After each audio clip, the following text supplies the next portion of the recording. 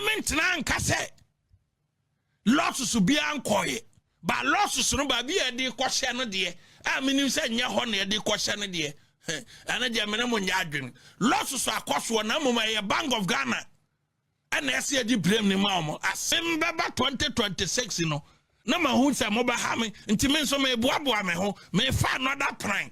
This is the new Bank of Ghana officer yesia na ahemfo press conference say wo mo ntiase Mwakwa ba Goldbod TV na Abronye disi se he munya Sammy Gyamfi NPP for mu ha adwe munya Sammy Gyamfi bebi amude ade ne fa na anya ade be fa Bank of Ghana na aboka 240 million enti munya Sammy Gyamfi munyi ne fi hu kra for the first time wase bebi amoke ka ade ne ko ne de aseda mo pese mo so ade ne de gu Sammy Gyamfi so any Goldbod Bank of Ghana na aboka na sa Bank of Ghana na Abronye se o maboka no Ebra na omusi Bank of Ghana new building NDC for your demonstration or send another for your demonstration ne Bank of Ghana Dr. Siama one no crop for honum NDC for the honum te o to focus on me say honum ko e dan Kufado ene Addison swade si hono ene mo na munya so fa so to mu ye hu dede saa mo ye hu dede saa o send DC ama Ghana for hu sete so mba na economy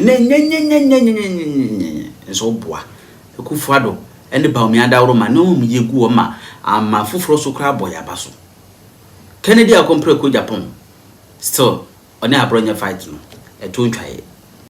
This is Boadu TV, truth and integrity.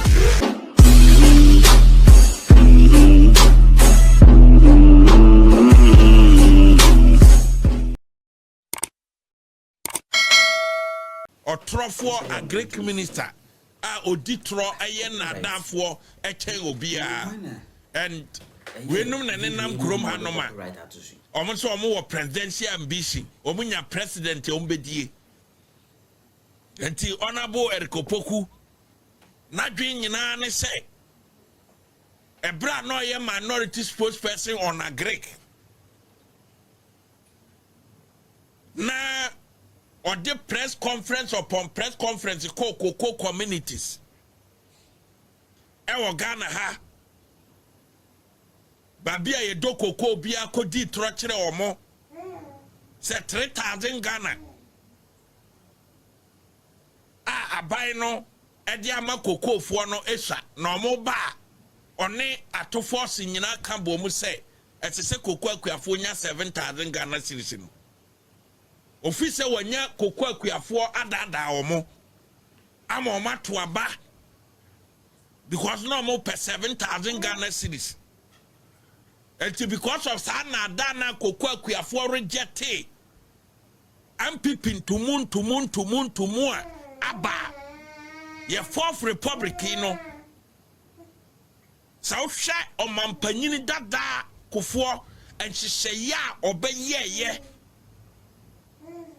Edema Coco akuafo wo man Ghana na 2009 to 2016 Coco akuafo antimanya entumu papa bia because how can Ghana Coco boa entumu pa ebra MPP ebeba ba mu the year 2001 no na Coco akuafo ho omobo sika ne de ma Coco akuafo enne sikai enne 10 ayi 10 series you know near the 2 Ghana series aka ho 22 Ghana series Coco bag eno mampanyini kofo be maso all free so no na Coco bag aye Coco ama Coco akuafo ahun se ye nie na Coco akuafo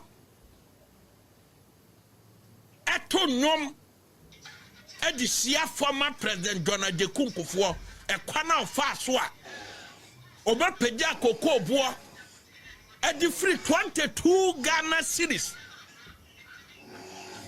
na NDC baye Etumu no andi si ba 2009 to 2016 no. Bikurana the whole of the year no yetimi the 10 series and the toso. Nche se kufuon tumu na otimtum 300%, 400%, 500% no. And this 8 years. Kokwa kuafuon sanka sa increment ni bi. Na nado ba omia government ba ye no. And no more sanse no. You better come back to the drawing board. Na and she say ye papa. Kofo ye ya na koko kuafo koko ye toni ye ama koko kuafo ho to mo no. Yensa no come back to the table so. Na yensa no nyesa ama kuafo ho to mo. Ya maso, ya maso, ya maso, ya maso. Atum a yemu akuafo mfaso na aban na ni so de hu ne sai eye sakuani no ne makoko chocolate kwa mansandwa so e ma wiase nyina nya bidie enkura benya chocolate adi Ghana ha ye Milo and cocoa powder be ko market so ba bia eye sakuani na enti sakuani ni so matter. And mampanyin da nanado danko akofo ado ne baumia government yes say ye be ye de former president kofo ye ne ye adwuma ye ne bi e de amakuafo ya maso 3000 Ghana cedis and this is for the propaganda to me boni a omo pe abewia kokko akuafo nti Omuso ye na yete so a erikopokui a Greek minister. Yes. Ne politics ne lifetime politics nyina ye sakawa politics. Ena oye no dia survival. No ne atofos in ATC mu. Ogina fa no ka 7000. Na onabo atofos in su gina fa no so ka 7000. Ene nyame nchade so ye kokko kuani a and Sama who do a pray erikopoku ka ye nyina no ye de na kwa akoye a Greek minister Goldbod Abronye bisa say 7000 na kan ye no e wo fine enne kokko bua wa mansandwa so ekosoro enne Ghana kokko sika bam. Last year, cocoa 2025, cocoa export on Kuana, a buy when ya wo cocoa scano, and to scano man farmer cocoa for a bina for scano. Nina ye erikopoku and Sano Juma or so per president ya do croma. Erikopoku, Kana wa faswa, a buko quaquia for a four musica. Sika ese say ye di toko ko no na erikopoku atete so bag bia na watete so e wo kroma na sika na ba ne ho onfa makuafo no. And that is a fact. And now me no kase senka NPP nete Abronye no so a nka nye 7000 ye beto koko de me de da bia no I must be honest. And nye 7000 ye beto koko na mom enka koko bag biano esese 4600 and yes said the makoko akuafo sawhwe amansandwa so koko buona esese koko bag bia wo Ghana ha ye ton 4600 mummi say the kopoku say cross to 800,000 ayi 800 Ghana bia wo motifri koko bag ba ko so no ni Goldbod na titi sa 800 Ghana bag ba ko bia no erikopoku ni Goldbod ati 800 Ghana cedis efiri so momisa se sa sika no mo dia fine momisa erikopoku say every koko bia aban no ebeto free koko kuani ho no aban no wo 800 Ghana cedis da so a erikopoku eni Goldbod for na titi sa sika no momisa se afafan o president yedi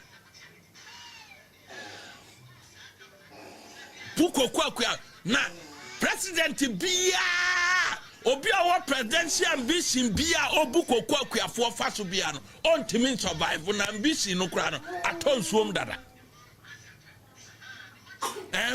ayi wanya first lady support no enti na office bibia ye okay na mom ye makoko akuafo ate say bag ba ko bia ban beto e wo Ghana ha koko bag ba ko bia ban beto e wo Ghana ha no Erikopoku as a Greek minister ni Cocoa board eti 800 Ghana cedis free so NPP na waso akayente NPP na waso the actual price yes said the ma cocoa kwani eye 4,600 Ghana and then mumisa say adentina yemfa ma omo adentina yemfa 4,600 Ghana no emfa ma akuafo no because when we feel say Ghana kuafo nim sika di ono a ote air condition car mu erikopoku no ono ni Cocoa board fo no a wo mo kwa kokwa kuafo ho a mo di akonwa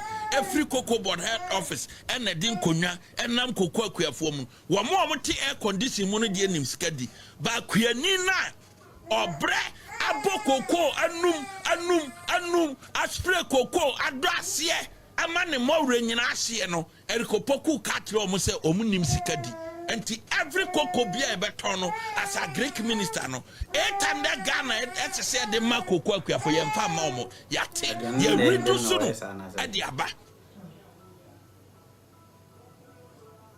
na odin tra officer Ghana ha no ono erikopoku ni ditra eye fana Obia ni kroma obetima question ono erikopoku you lie bad.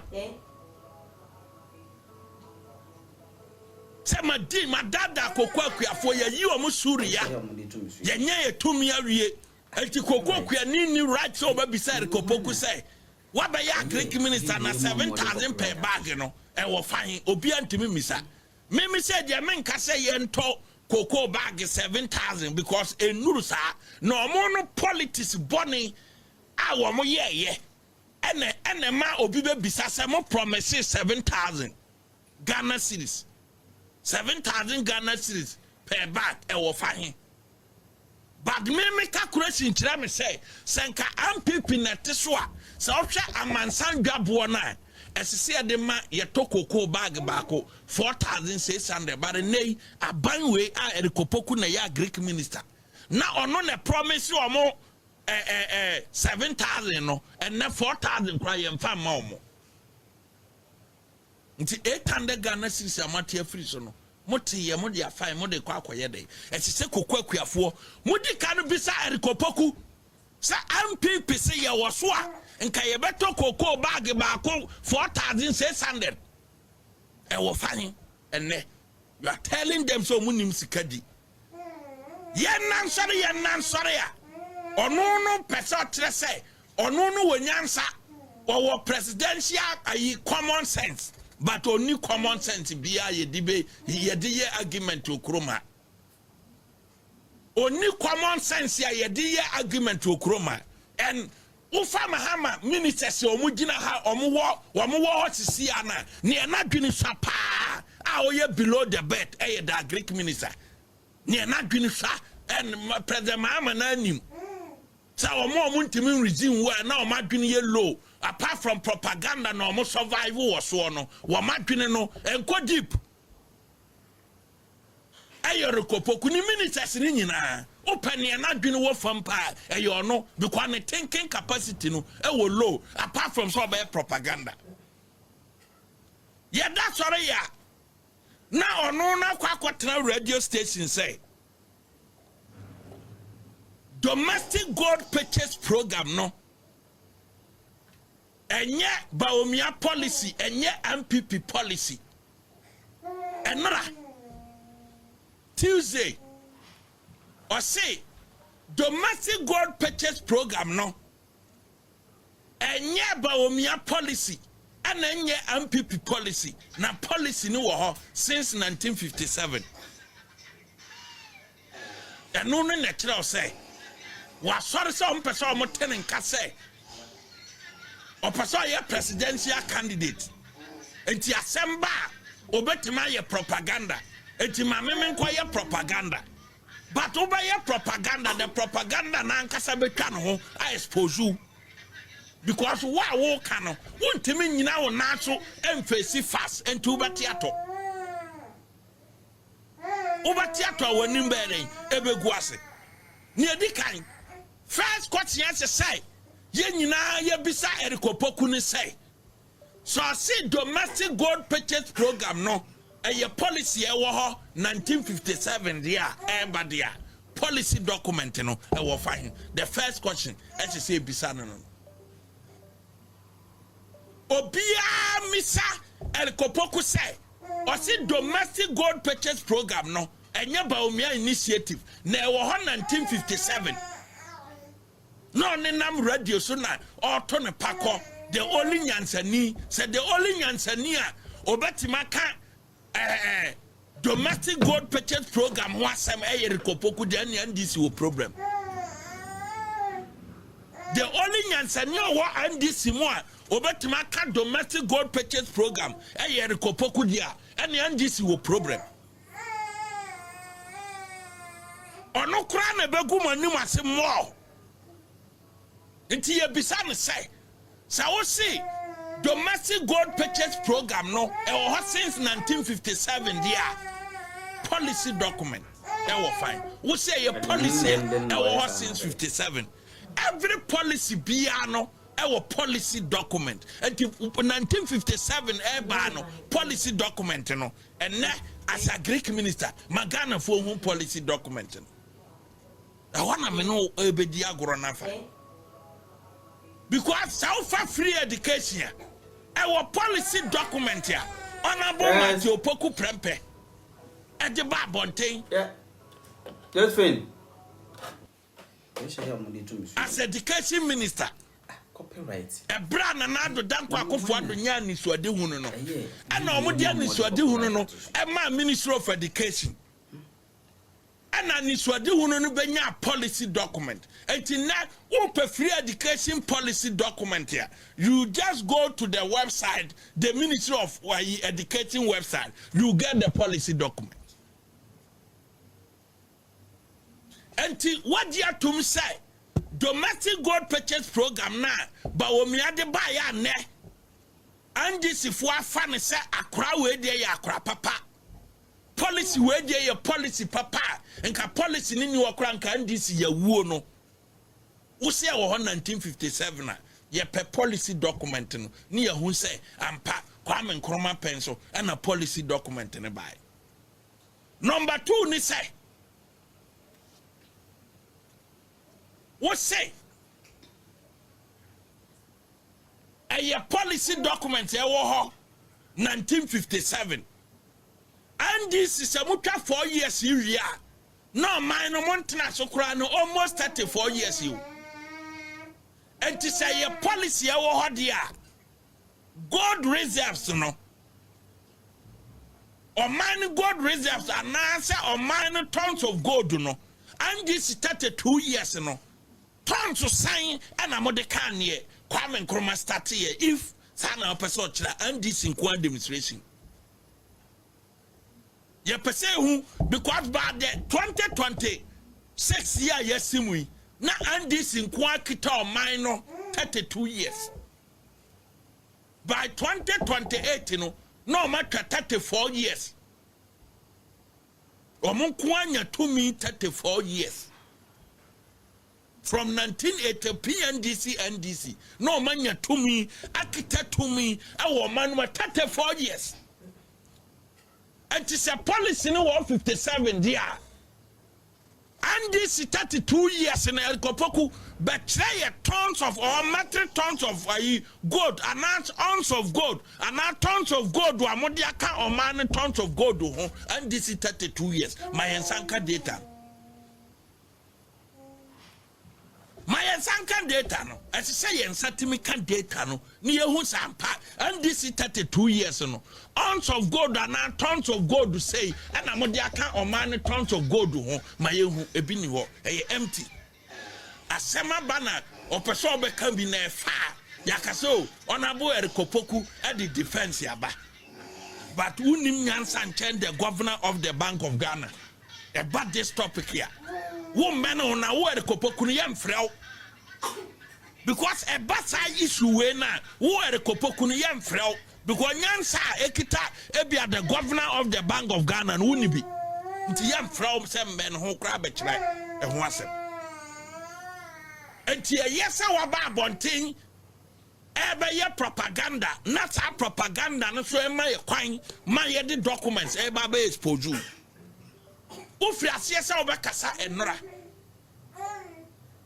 na ufri asiyesa wo kasa say domestic gold purchase program no aye Kwame Nkrumah pension 1957 and na matnasie me the data and e ba be ye adwuma ye Bank of Ghana data obi a hwe me bia no this data no ye publishing in September 2025 ekwana NPP did domestic gold purchase program ne buy how are ye tons of gold increase ye within that short period no data no eba be yeduma and you can just Google the BOG website and you get this information. And yes, I mean, Mikita no be at na comment section why ebia onya daje nya recent the and say yes program e kwaso go and comment go and attack yeah emphasize man we will still say what we want to say. What I say and data here you publish here and this year by now publish 2025 your own government honorable Erikopoku your own government and the publish here it is a new policy right. A different 1957 year. It's a same records no reflecting near Bank of Ghana a published 2025 no. But I'm say who did 20 some records no any Bank of Ghana so ye until we say who your minister won't cannot correct we are unfit to be a minister. Yes, because a banner said now be raise issue a dated back in 1957. Not any records our Bank of Ghana swear. And just say unim ni okeka. And the producer for data na so. Bank of Ghana gold reserves September 2025 when ye Baumia document when ye Abronye document when ye NPP document where the Bank of Ghana document here Edigu Erikopoku ani mate say next time oba bonten ababe ye propaganda oma data nen guide no anko kogu no ho ani mate oman bia ye fa niam serious wa any developed countries ni bia the moment here minister obaba bonten abeka sema and no minor records no a boy brano some minister you will be forced to resign by Ghana to me ye nipa denti obenya ni party for at the coins ya kwa omo be defend no omo defend no abrofuna kwa omanim nyina no se o ka asem ne se sa enye sa na tia wo besi fam upo wo besi fam and UK Prime Ministers do na yama ma resign because who be kasane se wan check out facts here the next day no you will be forced to resign and to data ya nyumre me di baba ya duma Bank of Ghana gold reserves September 2025 total holdings tons date estate a bra domestic gold purchase program ye introduce ye na eba be take full operations our Bank of Ghana madika na mo bi atiase say domestic gold purchase program no eye e bra ba omia achieve ohun sa nisuade hunu no anisuade hunu no akose Bank of Ghana say until the policy document ever domestic gold purchase program no a Bank of Ghana and today mama manfo who the policy document ever domestic gold purchase program no enumu and a gold for oil war and no more and a gold reserves yene and what mema obiahu meme can sana me kokeke. I will produce the policy document say be ya obi sechi obi be sechi na ono so akwa kenkan hu say ade na me kan sana yene etie me kan sa keke na me ko say me kan di fans me nye program nye fans me ye so obi pe records na ebia school ni bi pe kra dia ye no research finance students ni accounting student na ababo omo enti safa data na a broad domestic purchase program no ye launch in 2021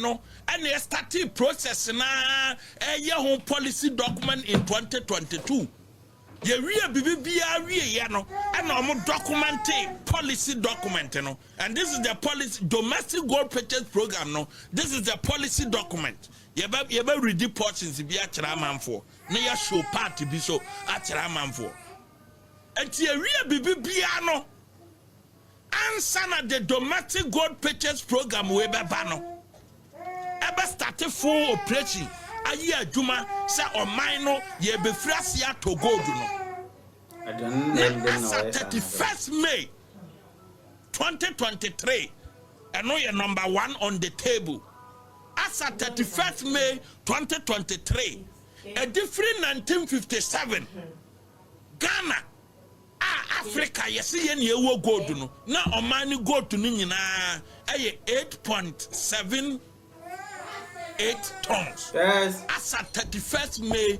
2023. Yeah. Now, mine gold ni nyina 8.78 tons. Copyright. No more 30th June 2023. And a example here, equal 10.01 tons. 31st July 2023. A jump called 11.32 tons. 31st August 2023, a called 13.62 tons. 29th September 2023, a called 16.13 tons. 31st October 2023, a called 17.18 tons. 30th November 2023, a call 19.50 tons. 31st January, 29th December 2023, and also 19.50 tons. 31st January 2024, a call 20.08 tons. 29th February 2024, a call 20.25 tons. 29th March 2024, 20.65 tons. 30th where 30th 29th 30th April 2024 a call 21.35 tons. 30th May 2024 a call 22.32 tons. 28th June 2024 a call 23.38 tons. 31st July 2024 a call 24.47 tons. 30th August 2024 a call 25.97 tons. And at 30th September 2024, a call 28.07 tons. 31st September 2028, a call 28.07 tons. 30th November 2024, a call 29.31 tons. And now, over 31st January 2025 one. A call 30 over 31st December 2024 31st December 2024 equal 30.53 tons. 31st December 2024 equal 30.53 tons. 31st January 2025 equal 30.62 tons. 28th February 2025 equal 30.81 tons. 31st March 2025 31.01 tons. 30th April 2025 31.37 tons. 30th May 2025 32.16 tons. 30th June 2025 32.99 tons. 31st July 34.40 tons. And 31st August 36.02 tons. 30th September 37.06 tons. And the honorable Poku 1957 the anyway. A free 1957 na eba besi 31st May 2023 Ghana nyina ye gold aye na yesi Africa ha yeti gold so no ye go because of the policy document e kire say ye timi ye domestic gold purchase program no na ye to gold no within the country no because of any policy document nti ni ye gold nyina ko amanone ni ye gold nyina ye dey ekọ amanone because ni policy document be a kire say ye ma ye ni mere na gold no ye to gold no to wa video e mo de copyright atosu e wo forward investment a year ebeboa oman no ni ye ni policy document on that enti years bebra ye tena kroma ye gold nyina no na ye kwa Ghana ni ye ni bi da ho ne ni ye wo 8 tons ba omia ni suade hu na ye kokoforu dua ye free Bank of Ghana for mo ba ye ema ye chichira ade ne ma mo se mo na mo wo capacity na gold na mo wo hosa oman no enye papa enti policy document na oman ni nya hoden fanto gold no ye start ya ye tagu ho no 2023 no na oman ni gold ni na 8.78 tons and ne andabomia babia duru no enti erikopoku wo fine he na wo free ba ebe your propaganda say MPP ni mo he we ni mo now and say erikopoku no wo fade a eseba na ko san call all the radio stations no ko kase asem no kaye no wanka ne ye because aningwase atono enti Ghana for mfanche but only fade enti because who were fed ya kakoko akuafo 800 Ghana cedis ese de to soma koko bag no duru 4600 no agric ministry ho under the watch ni koko board o matete afa uko kan na koko board CEO edi wadru court na ye yesro court the whole koko board no mamo nyama dwen say mo de Abronye akoko to mo wo sika ntimi madwana manzo me nyana manso me ne mo betwen sesese eko was court to kra me ne mo beko amia betwen manso me ne mo betwen sa manso no me mfa koko board sika wo mbe yusu e de atwe sa manso no because manso a mo betwen no e o man ni sika me am dim sika betwen sa manso ni ebe hu bia so e beka nti mo pa mo nsa no court nkoto amanso no so mo frɛ me ameba na erikopoku ye propaganda wie ye no enra na nyame nchade na University of Ghana wo mu ye program University of Ghana's 77th annual year school and conference. University of Ghana 77th annual year school and conference. Omo ye na nora na moment here the governor of the Bank of Ghana, Asem Okoka Nora, as Asem no, Agu Erikopoku animase, because Erikopoku, a yen yase, domestic gold purchase program no, and no na ne NDC ADD home, and no na ne NDC di bu o mine. Eti Erikopoku na owo presidency ambition no, a yen yase amanfo kasa boba omia dini, nti oba be ye propaganda.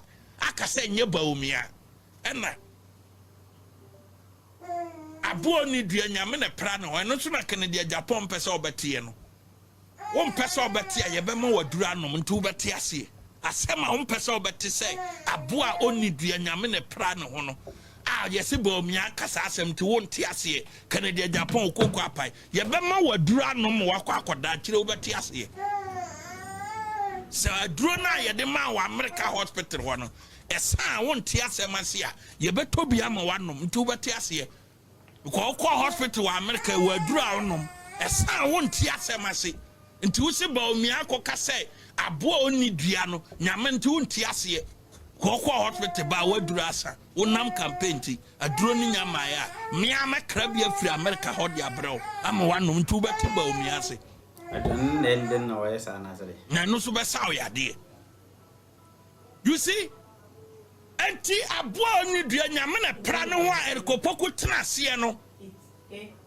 all the economic success ya na aba nyina no Erikopoku atenase ahun say ebeye 2 weeks nie a IMF report no baaye no amanfo afirase e bobo omia dini amanfo ahun say afede ba omia ye economic guru amanfo ahun say ba omia betima buman no wabu ne yie enti oda sore ya ahonyi ya hina oni nim die fa oman no eba economic issues a oni mu ba akokora no no wa ba bonte o se ma me nkoka say enye ba omia idea na ye kwa me nkroma start kwa me nkroma penso nyame nchade the governor of the Bank of Ghana a oye NDC ni mapa na President Mahama na appointing no enura na Erikopoku nam a opese okata ba omia ni munyam so no na the governor of the Bank of Ghana Dr.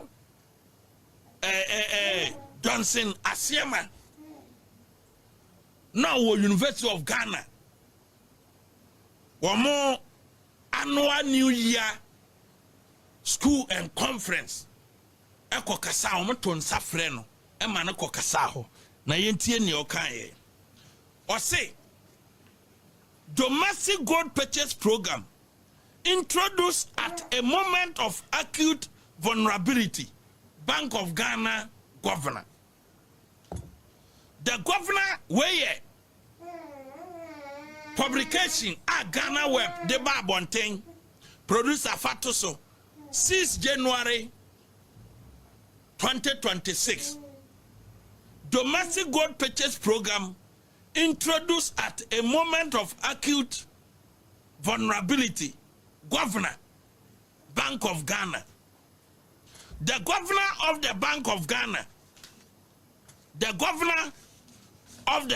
Ghana, Dr.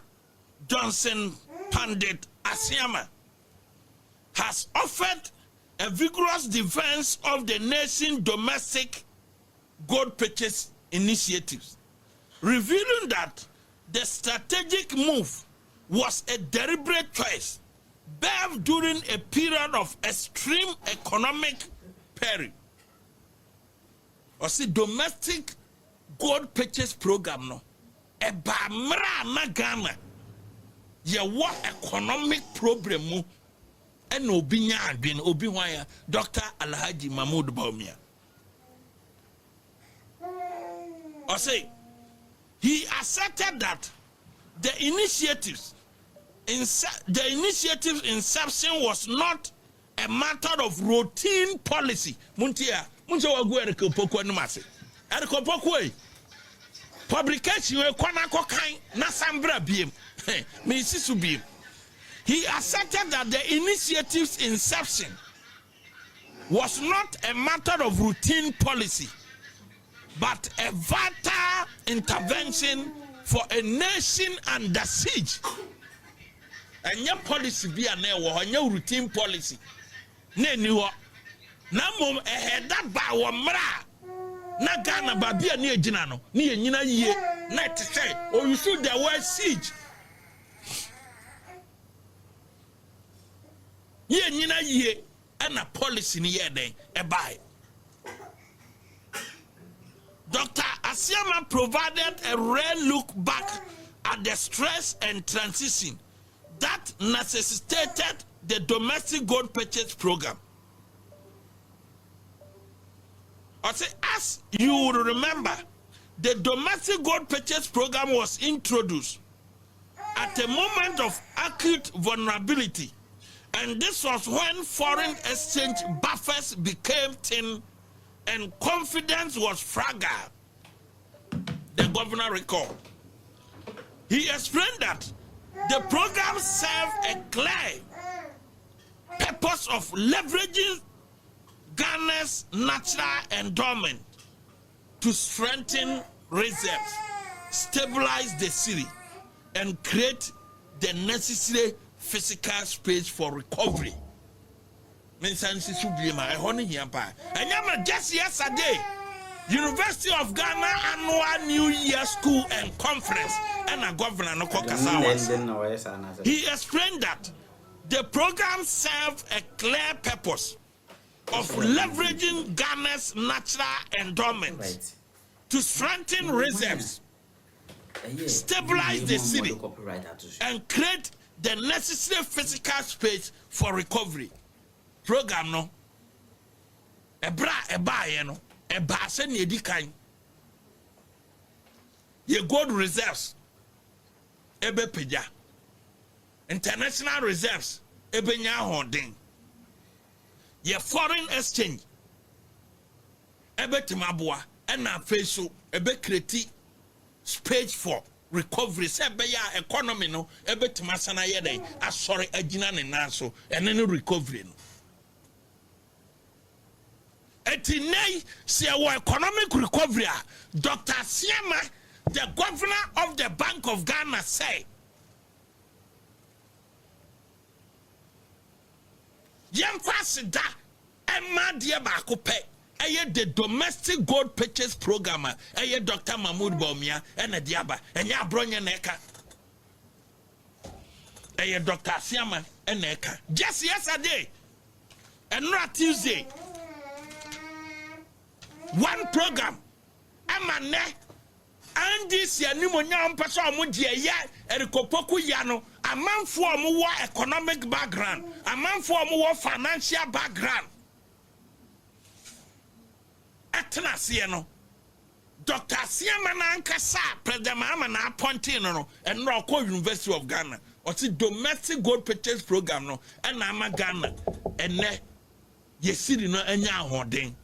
And I must say, your foreign exchange, you know, at my heading, Agina. And I want ye in Ericopokua. Per se, a man for Baka say, Bawumia, dear, because or no nam hono or no presidential ambition. Because Ghana, ye for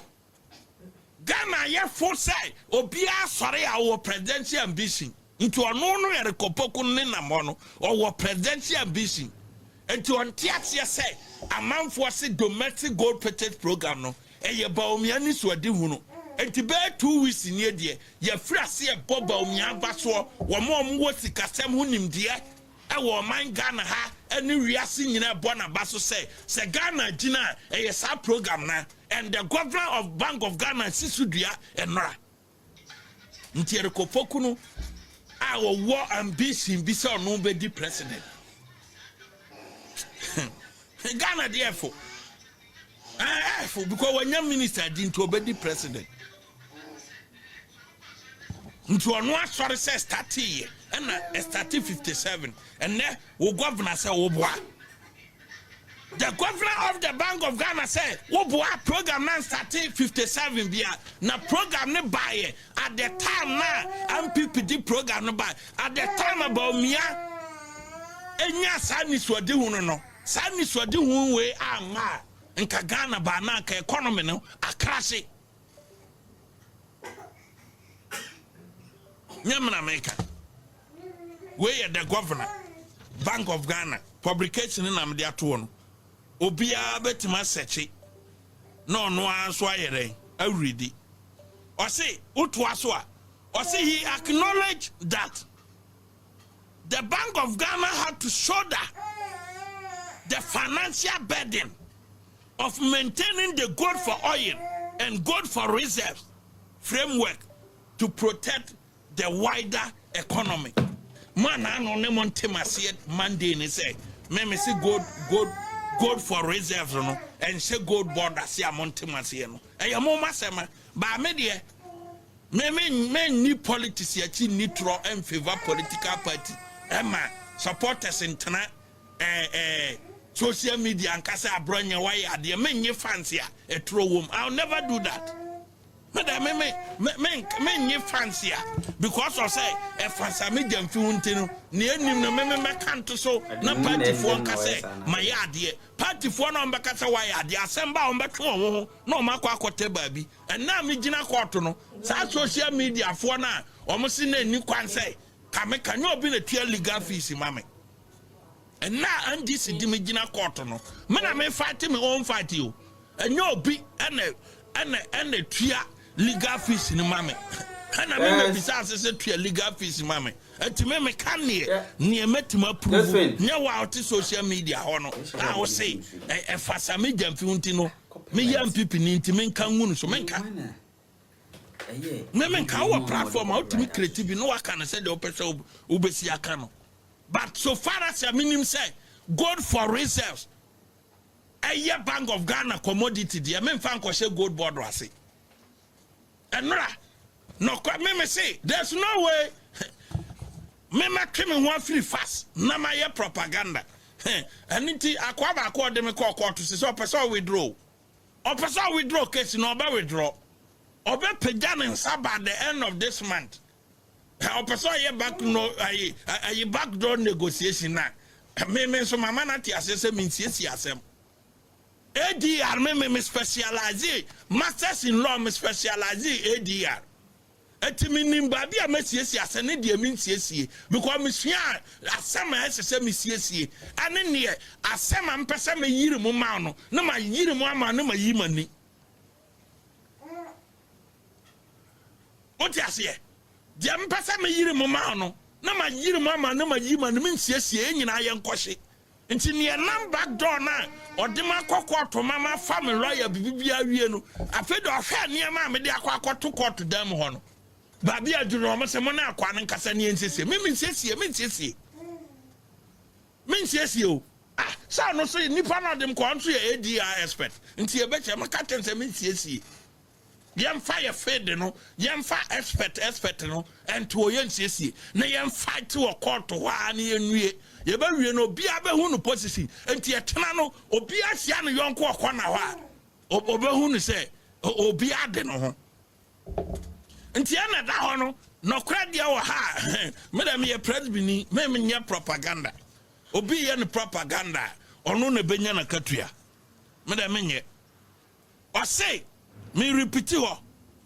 He acknowledged that the Bank of Ghana had to shoulder the financial burden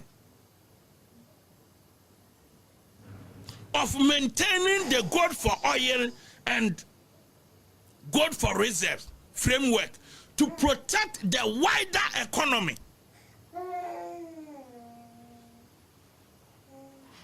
Assembly nyina adia bia no abaya eka eni akiri.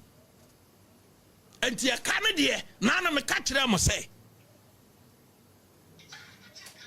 wontimi nka kire me say ye the policy ni buy and yes financial burden wo ho de but $214 million in the many Bank of Ghana enya adwene financial burden to the tune of $214 million. And yet possible until some financial burden now or dear banner or piano and then we can question them. Bank of Ghana say because their commodity.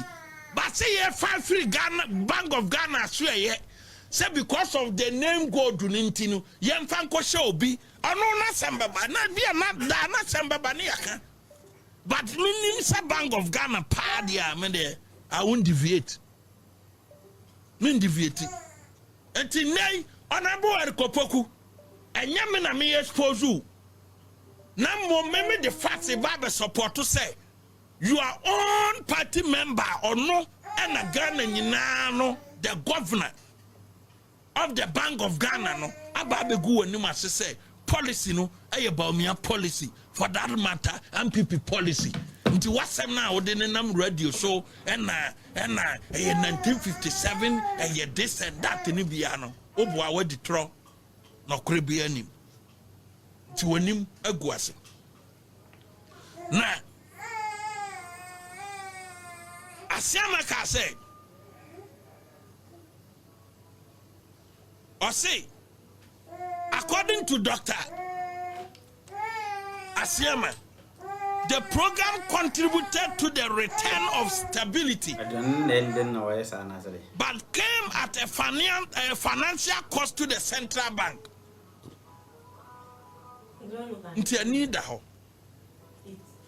But a year that MPP pencil Bank of Ghana na domestic gold purchase program ne wo MPP pencil the governor of the Bank of Ghana e braba omiadia ni suadi hunu no kwama wo mo no wo mutimi implement successfully ewie ye esane nya sika edisi new Bank of Ghana office and that year mo sika am fancy Bank of Ghana office ni bi anka ho na mom $240 million e kodia say ye ne Bank of Ghana e wo bika because abana e koye no ne penso and about me ani so adi hunu no mo so mu and no mo ye this policy document no mo ye policy document no the then governor ni team at me implement ya man ye successful every year no asan complete Bank of Ghana office new one IMF from we need that office the Bank of Ghana office here nanado penso ye see here no IMF for kra ni bi and that is a fact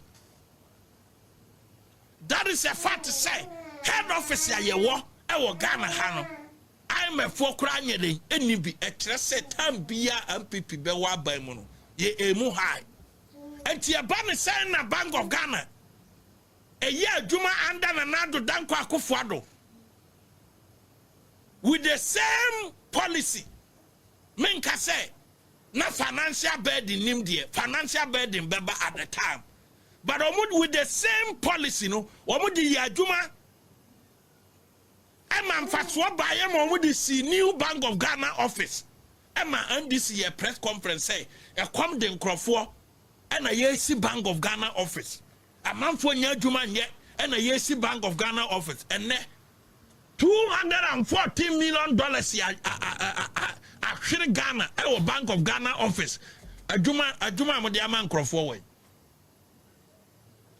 that is why ya me pese ye di communication nefa because say and this year press conference 2024-2023 say Ghana for e come the Ghana for and a year see new Bank of Ghana office here and now Bank of Ghana I lose $240 million in Ghana for me and me or my no mama you and now you lose $240 million our Bank of Ghana ho as a teacher for in pure moka nurses for in pure moka a doctor for in pure moka ye the embargo to public sector so ye road contractors ka ye suppliers ka goods and services a man for ye pure moka ye lose $240 million under President John Dramani Mahama our Bank of Ghana.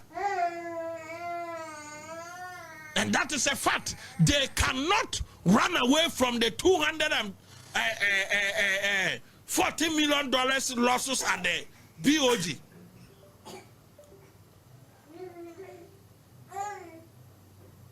won't be running away from that. Nanado Penswano, yet to me, Juma, our Bank of Ghana, Honya and Faswa, EDC head office, and then Nanado Danko for the Penswa. Our head office, ya one who do Ghana, and see a Bank of Ghana near a Yamunyam Cassie. We are seeing now who say Nanado Danko Akufo-Addo share Ghana and Nimunyam. We are seeing now who say Nanado Baumia administration no or share Ghana and Nimunyam under President Mahama losses naba. This is a new Bank of Ghana officer yes ya.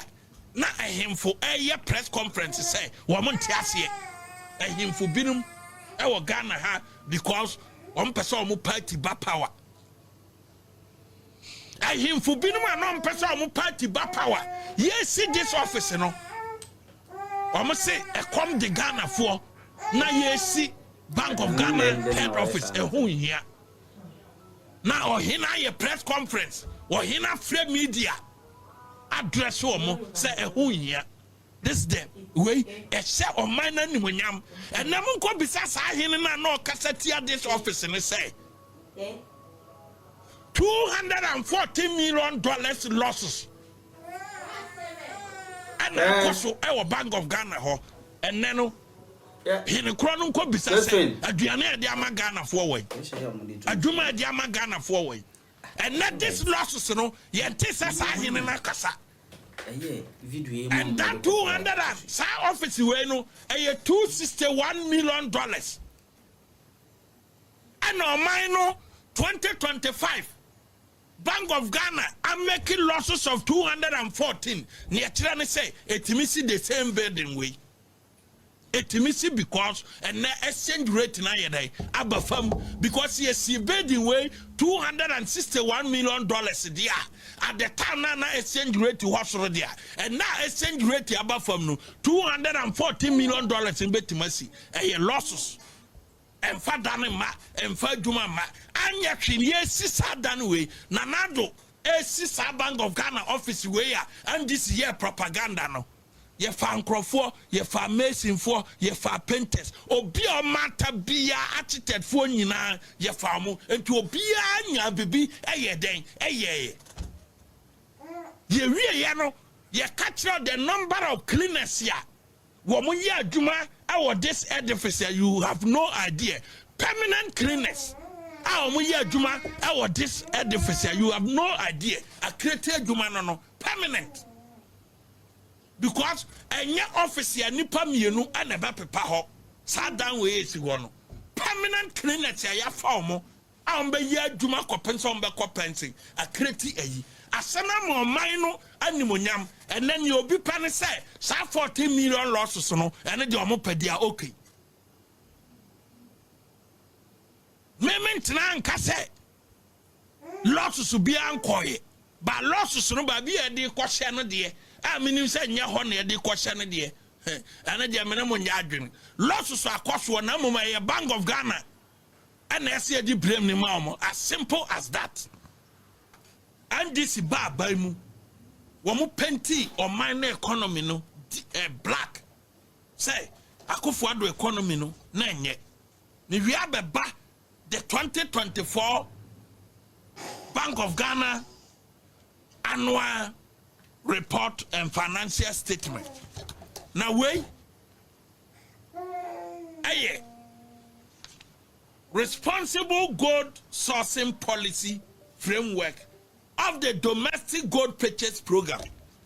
Producer, for page 4 not to some radio.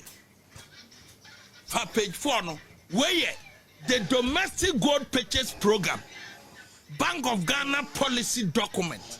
Our money Dr. Mahmoud Bawumia etnasi a year this policy document, Bank of Ghana and in year 2021. 2021. Now, producer, for page 4 of that document in Fatoso, very good. Make page 2 of the domestic gold purchase program, no. Page 1, paragraph 2 of the forward you know, forward of that document, you know. Or say, the allure of gold lies in its diversification benefit, store of value, natural hedge against inflation. Or say natural hedging, natural hedge against inflation, an ability to act as a buffer against financial instability. And no Bank of Ghana governor or Kasa Olegon wants him. Way forward 2021, the domestic gold purchase program, the policy document, page 1, and I'm reading. Page 1 of the forward, Dr. Anderson, paragraph 2. I said the allure of gold lies in its diversification benefit, store of value, natural hedge against inflation, and ability to act as a buffer against financial instability, making it a preferred asset for central banks worldwide to augment foreign reserves and increase gold holdings in foreign exchange reserves. Foreign exchange reserve portfolio. The bank on 17 June 2021 launched a domestic the bank. The bank launched a domestic gold purchase program, DGPP. The domestic gold purchase has boosted the bank's gold reserves through the procurement of locally produced gold from mining firms and carefully selected gold aggregators who source gold from community mines, artisanal, small and medium scale mines. This has brought a significant change to the bank's foreign exchange reserves management operations. The bank also utilizes the DGPP as a channel to support reform within the artisanal and small scale gold mining sector and to establish responsible supply chain for artisanal and small scale mining gold from Ghana. We the policy document. Nti enye no na ye witness yi.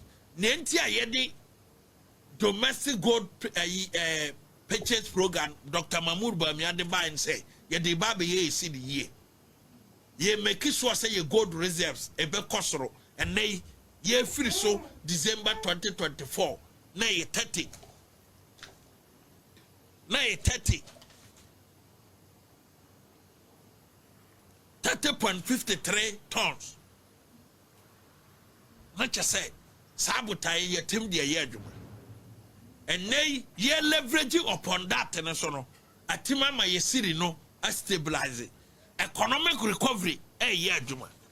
Now, on Tiasi Abatiasi, page 4 of the policy document. Authority to buy gold. Page 4. Of the policy document, the domestic gold purchase program policy document. And kitami. Nti erikopoku sunkofa 1957 policy document. Mame manya ye de chere say NPP na de bae Dr. Mahmoud Bamiani swade hunu. And ye de ko share Bank of Ghana say and a Bank of Ghana so aye ni ye man the NDC benefit.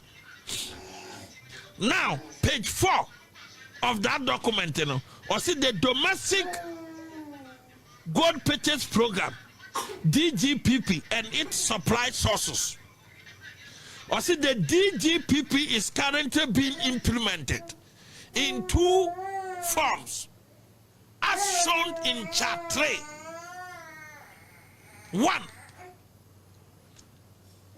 a gold for reserves, G for R, and a gold for oil, G for O, and Yamamino. Or say the DGPP is being implemented in 2 forms. A, gold for reserves, G for R, no. And a gold for oil, G for O, and Yama Mino. Sanyama Winano, as a Bank of Ghana say. Now, yeah, wa by Muno.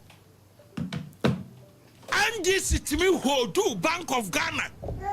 And this who do MPP buying another Danko Akufo-Addo. A press conference upon press conference attacking the government and the Bank of Ghana on the Bank of Ghana new office and then a DNA stop MPP. It's a Bank of Ghana yeah Juma I'm making losses. Gentlemen call after the Bank of Ghana to send me one call after the Bank of Ghana and the government. I don't tend to call near any individual. At the end of the policy document in here. Or see, DGP, no, you're implementing it in two forms. Gold for oil, that G for R, and the gold G for O, and the gold for reserve G for R. Wait, and I'm a document. And now one Tiasia. That's how Timasia say, Monsieur, your component. And she said, and this is 40 minute press conference attacking MPP government and the governor of the Bank of Ghana said the new office, you know, are bloated. I don't go to me a press conference. I said the new office in here bloated now corruption. I quote your Bank of Ghana. None Bank of Ghana under the G for R, the gold for reserve. Lots of about 214. Me who nientira MPP yesuro the governor of the Bank of Ghana. And now yesuro say yebaka say Bank of Ghana ohwa o mani nyina sika so no wanye na dwuma yi. Obi nko posu bibia. Aya brain sika de ye cha unya biaje. Usu kwajibi. Obi se Sammy Gyamfi brem sika aye no kora brem sika. Wo nyantina ya ma obi because wo na menyepe. Unyantina yama ubi unya kebe maubi because you are not getting me say what's na any document muno men can no Bank of Ghana no a government agency said the NDC saw ye kono near wa baimu under the new edifice omudi trust abanya disika and so now buying niska and nay I will show you a publication. Dr. Johnson, Asiama call Parliament. Na Okwako Kase, Bank of Ghana new office no, MPP pencil ye see ye no. Figure no, aye accurate. Na Obiya nye den.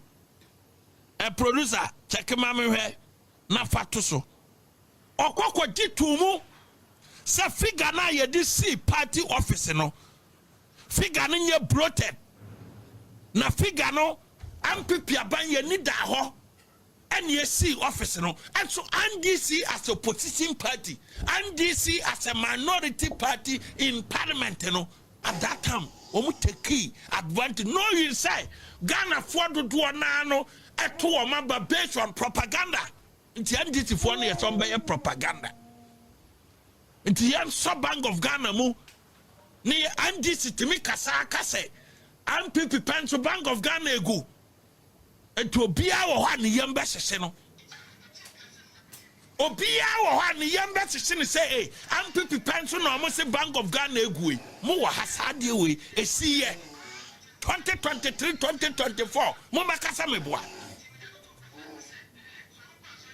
take the Bank of Governor on the Bank of Ghana on sa sebe ya Bank of Ghana ni mo nyambe ba from no bia yamba sese no ne no mo kanyina no mo boa we de nei se wo take Bank of Ghana on enye tro na wudie because wo mo agi to mu say 214 million losses e wo ho e Bank of Ghana nye Goldbod that is a fact nti untimi hodu Bank of Ghana said de wono no MPP wa bai mu NDC fo hodu Bank of Ghana e hodu abai president kan ho a call on President Akufo-Addo to sack the governor of the Bank of Ghana because the new office, you know, and this is what we say, you contract something you bloated. Omo call on President Akufo-Addo to sack Philip Anderson and people for Namu Kruma.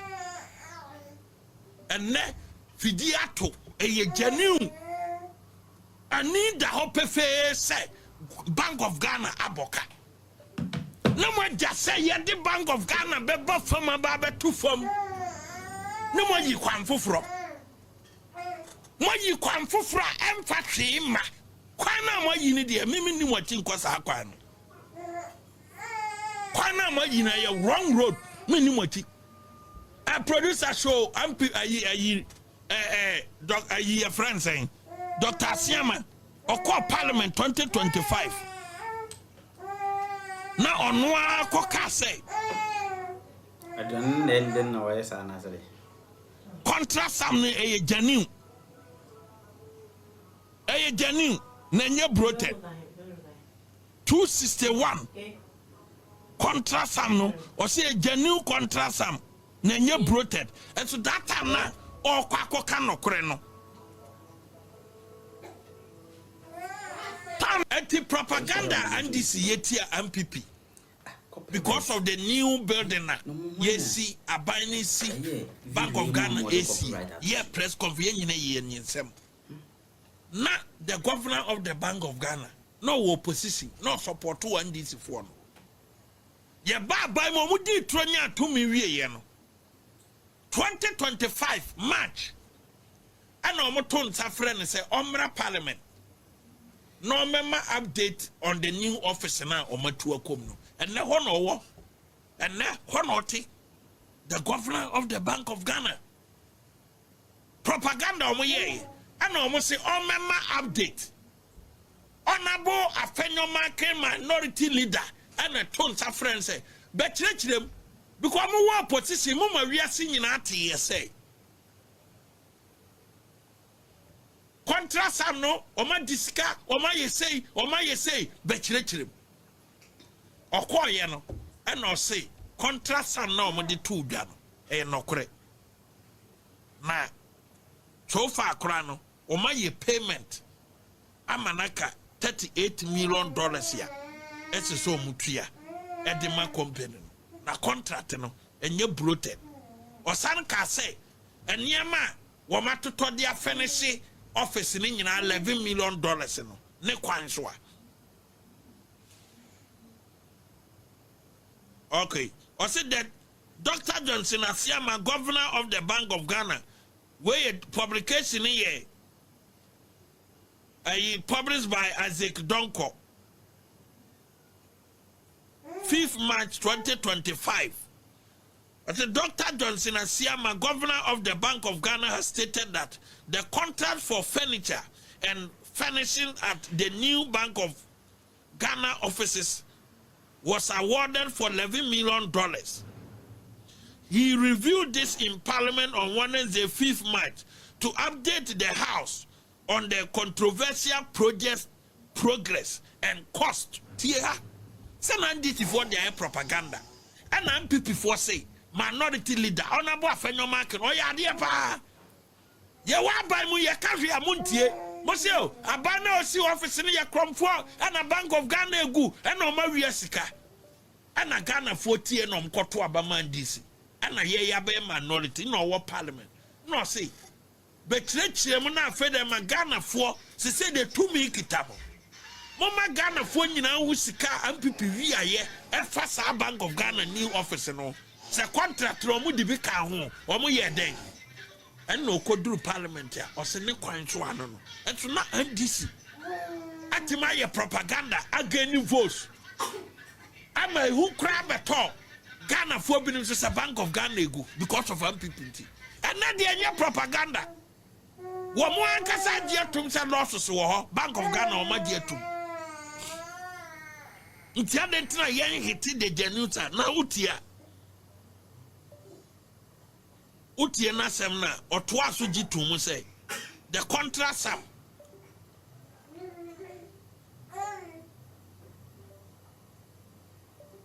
$230 Or say, according to him, the project's entire cost is $261.8 million, with an outstanding balance of $31.8 million to be paid.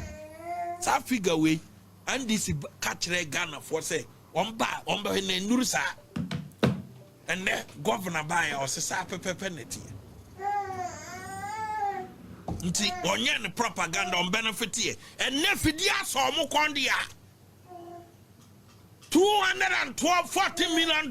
Yeah, the yen so governor no kon yen so ayi Bank of Ghana kon yen so president Mahama kon said there and this the new office in so Akufo-Addo kon ye be so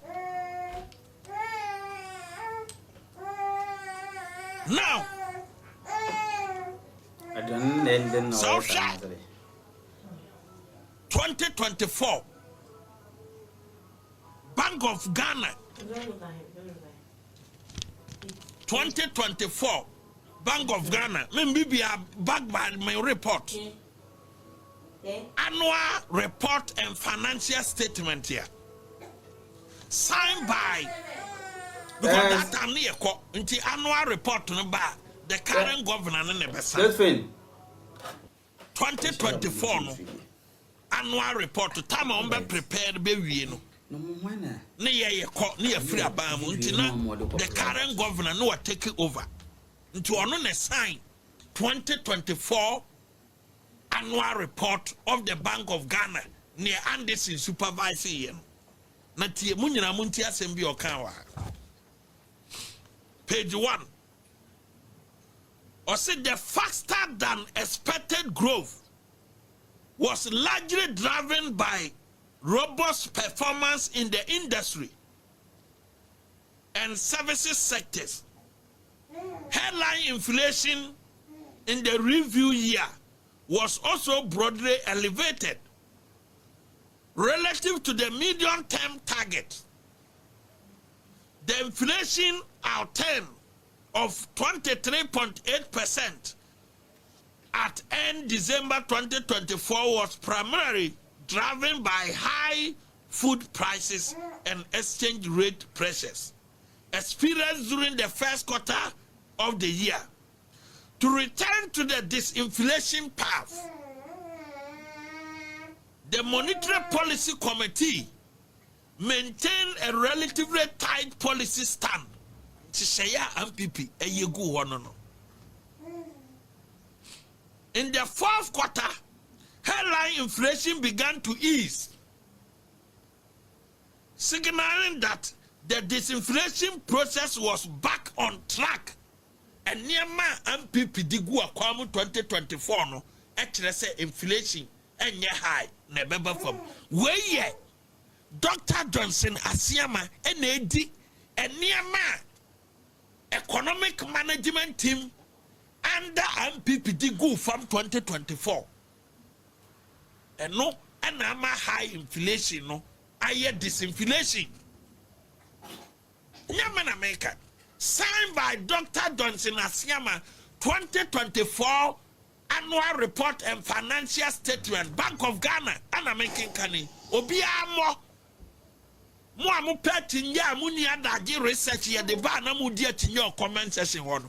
Just Google and read the forward page 1 of the report. Now be who say near make and near my MPP digu akwamuno and then a man high inflation I disinflation. Amana bafam na tie onwe or say the external sector position improve markedly in 2024 with a balance payment surplus of $3.1 billion compared to a surplus of $500 million in the previous year, that is 2023. By 2024, no, now external sector payment, I improve by $3.1 billion from $518 million. Adansia odi and their economy yedija mono.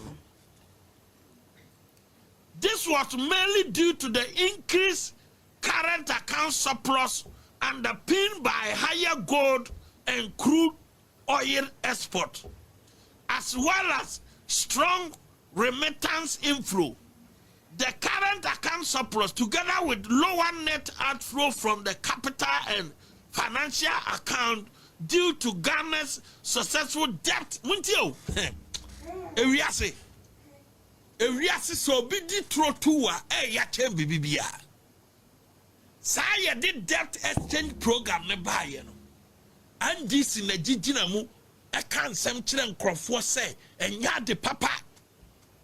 President John Dramani Mahama say debt exchange program no a within for policy NPP de baye. President John Dramani Mahama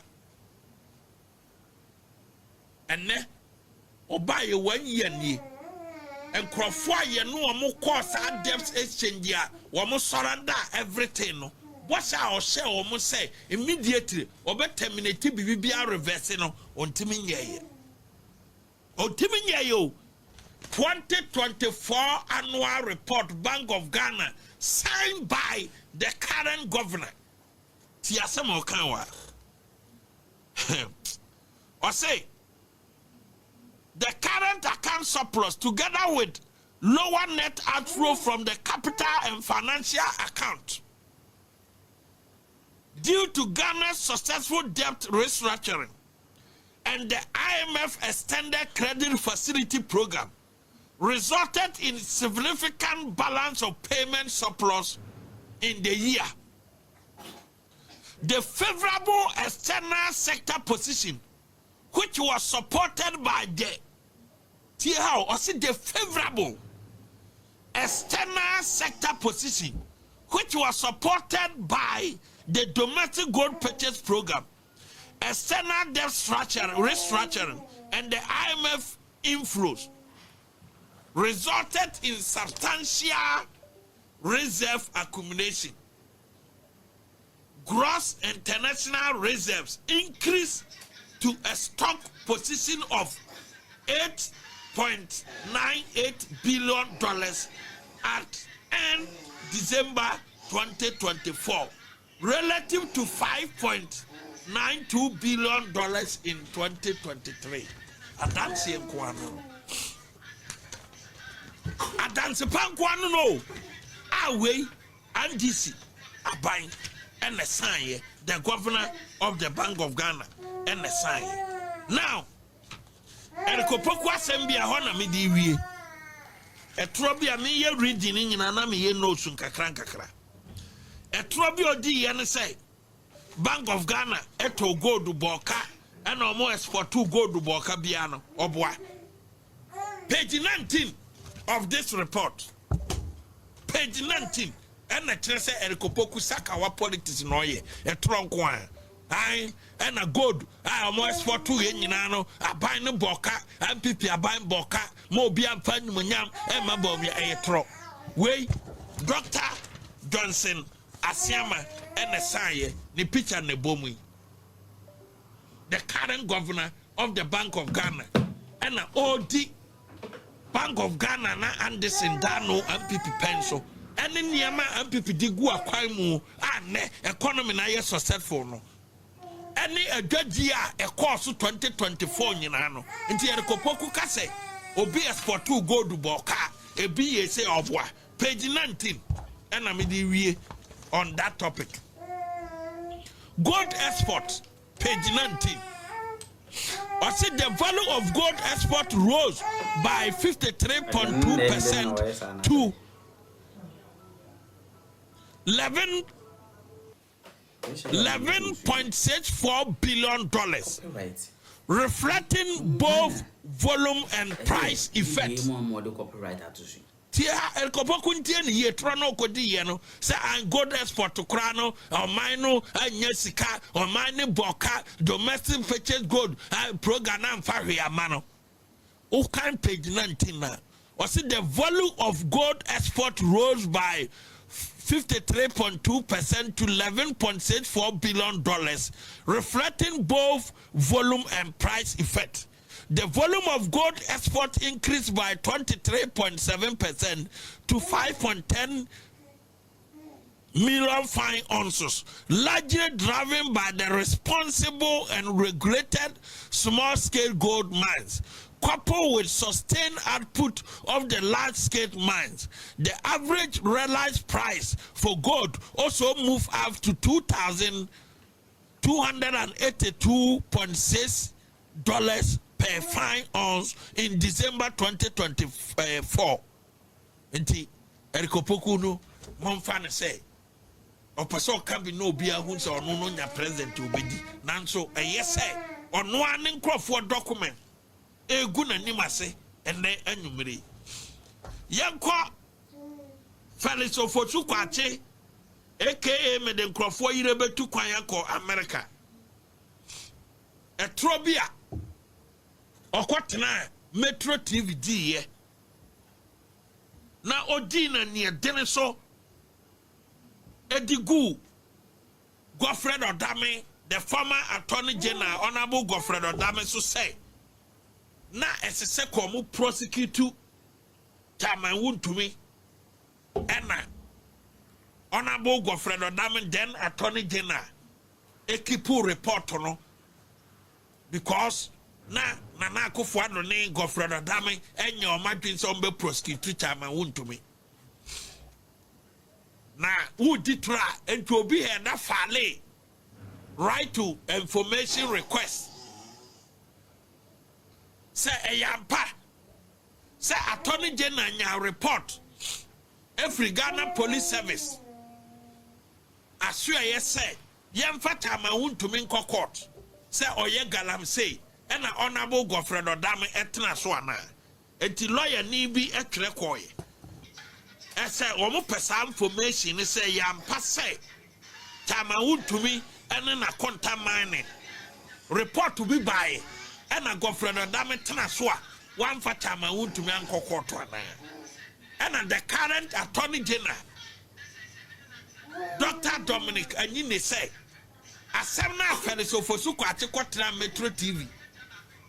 Edi trust and another danko akufwado ni oyi Honorable Godfred Odame no mo person be prosecute Chairman Wood to na yetro na nye no credit say Godfred Odame ye Attorney General no report to be free Ghana Police Service by say on fa Wood to me court and Odame anye den anye the current Attorney General to say and the request no yi ano and the akwa lawyer ni na or person Jamuni say, I send my friends of Fosuquachi, a quarter Metro TV Kayan, no Caribbean in Obwa. Na Osha report to no more. Ubisa send Bebri. Ubisa questions Bebri, a woman. One, or say, when did the CID complete its investigation on Akonta mining? Answer. In October 2022, the Criminal Investigation Department of the Ghana Police Service received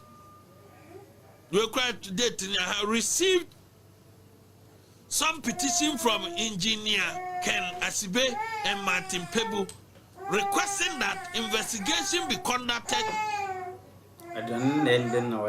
into the mining activities of Akonta Mining Company Limited in the Tano Numere Forest.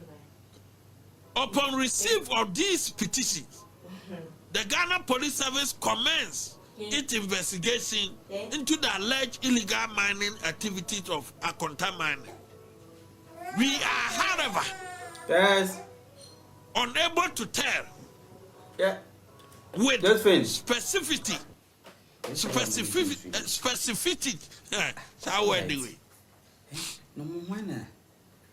We are unable to tell with specificity when investigations were completed. And to one of the Omantimanka, this is the Attorney General report. When did the CID, the second question, when did the CID present its docket to the Attorney General and Ministry of Justice? Answer. the CID presented its docket to the office on or about 15 September 2025. Did the CID present a docket after completing its investigation on Akonta mining to the Attorney General between 2022 and 2024? And if so, when was it done? Answer: no. This office did not receive a docket in respect of Akonta mining within the stipulated time frame. And the fellas through Kodi say Attorney General office under Honorable Goldbod Abronye a receive report and no man fa chama wuntu mene Akonta mining anko court. The Communication Minister, Office of the President, Etra Okodi o Metro TV. Hono mo pa mo tro nyina opeso di tra hono kokodi no. Ono ani colleague minister ababonte ababeka say, "What di tro?" Na nye no kreda se Goldbod Abronye penso as Attorney General no report to be by e man ye den e ka say. Ya kana wa ha say onipa ye friend ne felisofo su kwache no.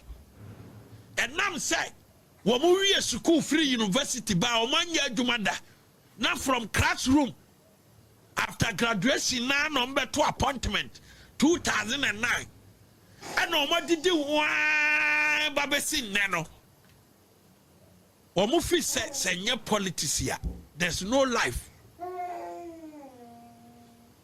Yes, because from graduation no omu free classroom no eba ye na abai na ye ready ana ombe wuram ana omane bo amasesa omdo omwuram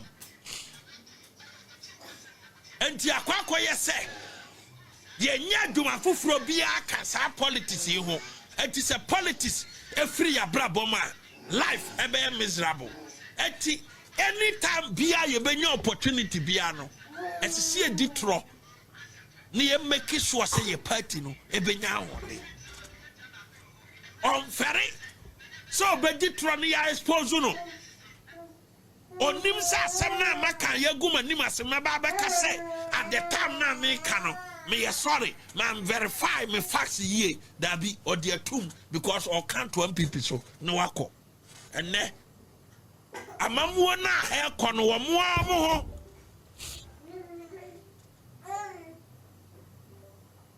and expose you one way the customer and I'm saying no quarantine way about expose you because a trona wo mudie no wo mudi trona afede o madin trona man trona ba be hia wo mo ho nti esese we be kra ne ho el kopoku na be ka asema esese governor na be kra ne ho skase el pokoku trona wudie Felix na be ka asema esese anyi ne be kra e ka se Felix ditro na nima guase enti won say ani nguase we nyina che obi ante nka wakwakote ba bi din we so or communicate at the ma president free Jubilee House.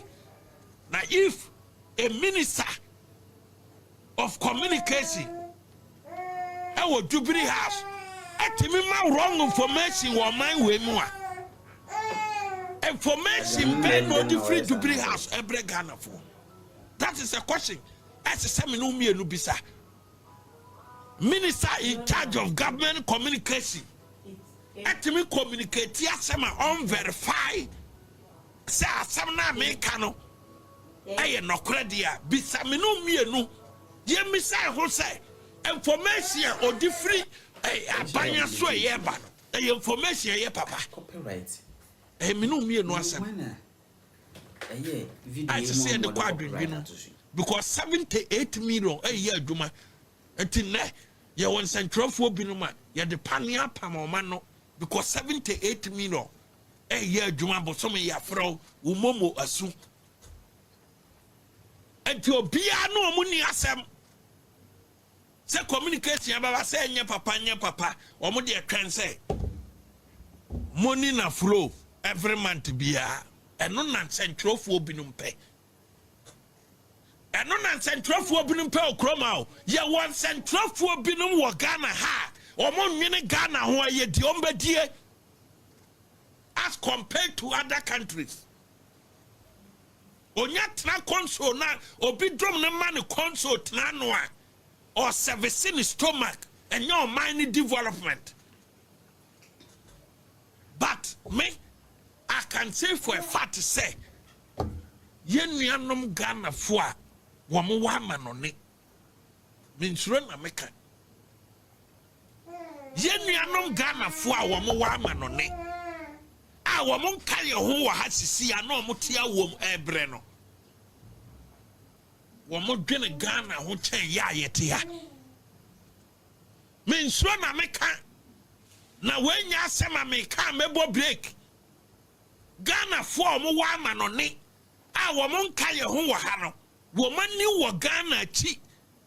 Wo man ni di Ghana chi. Wo man pe Ghana nkofo okra ten ya yete o man no mu sisi ai we any break and that is the rare fact. Opa fa opa jai me na maka. Say Ghana for yete o man no mu sisi ya no. Any Ghana for mu wa ma no ne. O mu wa ma no ne no. Again, or mine who chain ya ye Tim CCA, and that is a fact because o money dear do o machino cran a who and so a benya binum wa ha as the so munim say you fit pa no akwaji 1,000 Ghana no akwaji 300 Ghana no akwaji 200 Ghana na felicity here yen yama huru. Nanko bine ko communicate here and a report to ye otherwise ya. Kamba who the way a binumbesia ha o money I can't say no. No mind bank and a minister in charge of government communication or be communicated to the public. Now at the end of the day, minister no ye be expose no. Now okusu ye minister. This is NDT for ya. This is NDC for ya. And Ghana ya. Credibility. Integrity. Credibility and integrity there. And no, and I brought for the chichiro mukuro. Credibility and integrity. And I brought for the chichiro mukuro.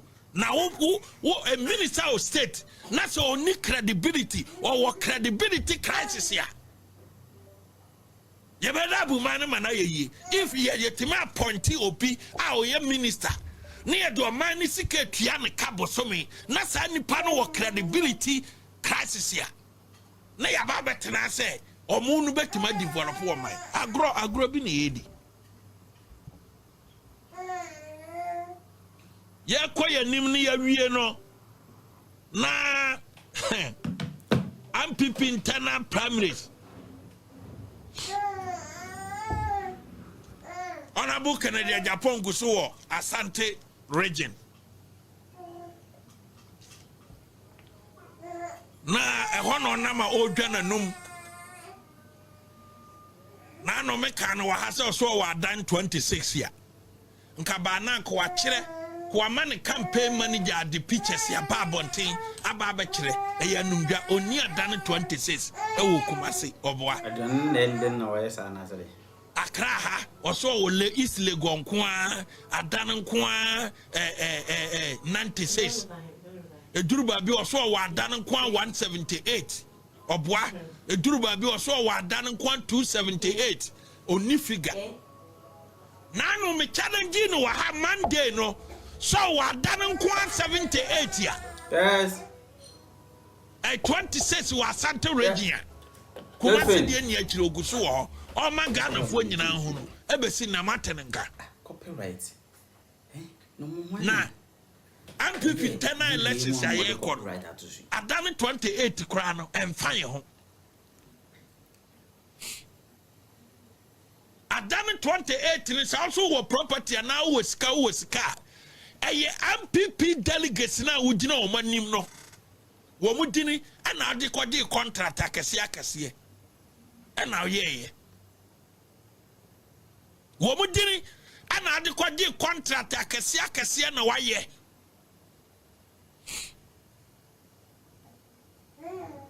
Womudino, and I want to contract a Cassia, and a Wayan, what's Sauma, Akogu America, and a Watofiamo Bia, Ubabia Watofiaman, NPP polling station executives. I woman a year, Juma, and my de contract a Cassia, Sena dia Momo. Na, Odura Sokwa. Oduru Asokwa. Producer made the video be my answer. Odura Sokwano Anna Nekoko Obia will say President in ultimately because emotional intelligence in Onyere Unibi Odura Sokwano na one police station ni producer Fatuso fa video no to so na pese o ye panyina o pese wudi o man we anima eduru ba bia ye me kwa me ni me kasem pepeze ay regional chairman kra media no eduru ba bia me buma ni gu nsem ni bi so anya bibia na ese o yi ano anya bibia na pese o ye leader e se o yi ano. But I am say we need emotional intelligence in tea. Odura Sokwa ne kokwa pai. Nancy ya baomia ba bono region. Samira baomia nam bosomtwe. O kasano na mrantie bi. Ena machire away na Kennedy Nkrofo security wo mani ade. Baomia Dr. Mahmoud Baomia ba bono region. Ye ko German North. Ye nya Canada Japan supporters me and Zambia.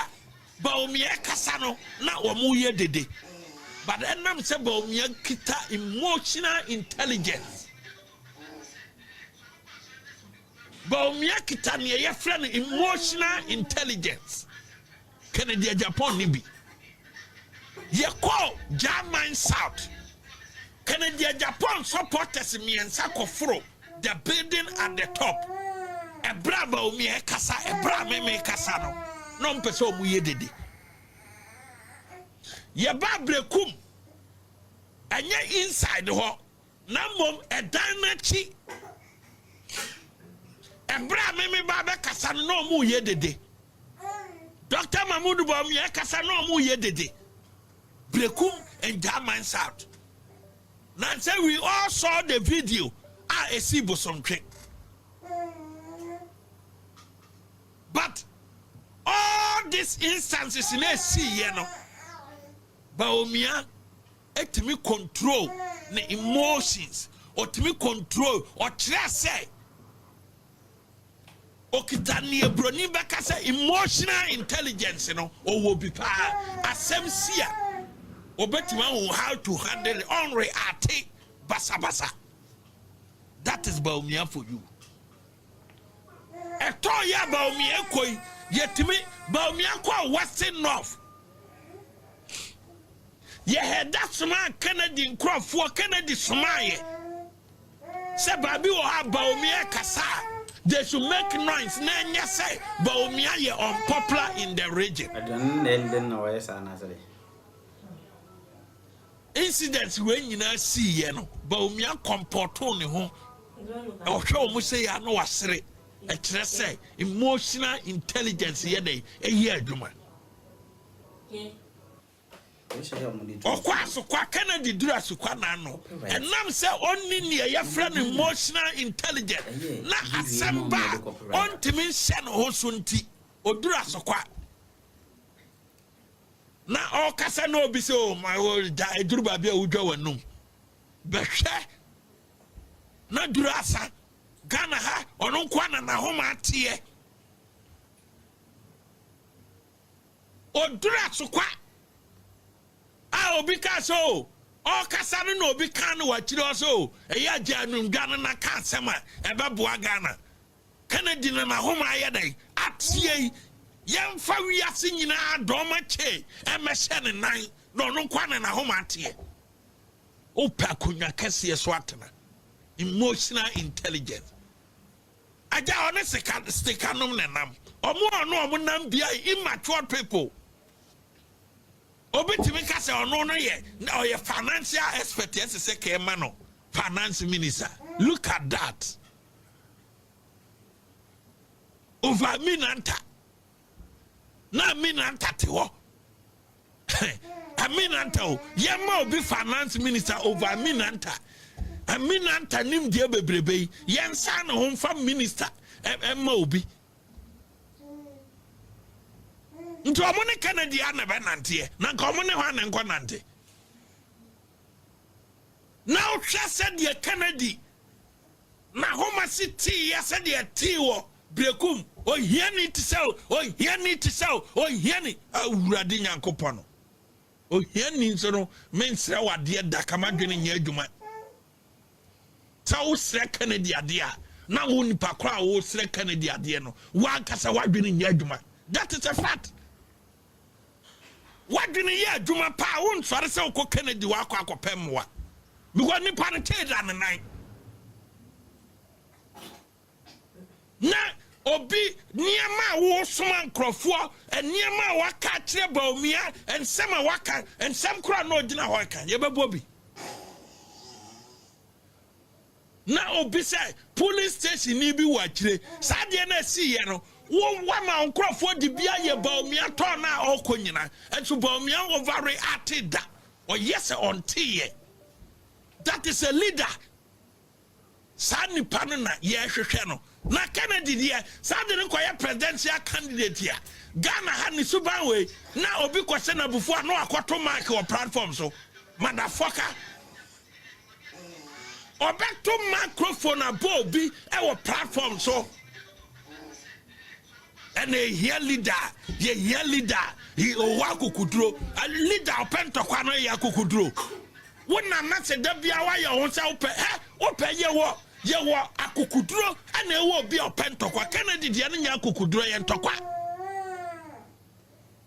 Kennedy de no se Kennedy the fact se opentokwa no eno ye mfre na akukuduro obi obaka se Kennedy wa akukuduro bi oboa ni e wa akukuduro ni sensemfo ba otimi mini bi na ohwese ho bejo ano ene Dr. Mahmoud Bawumia na pentokwa ena me no beko me no be yese e dan dra I have the pictures o mo so mo the metro man for 50-50 e be ko police station bia I have the recording wo the bia or recordings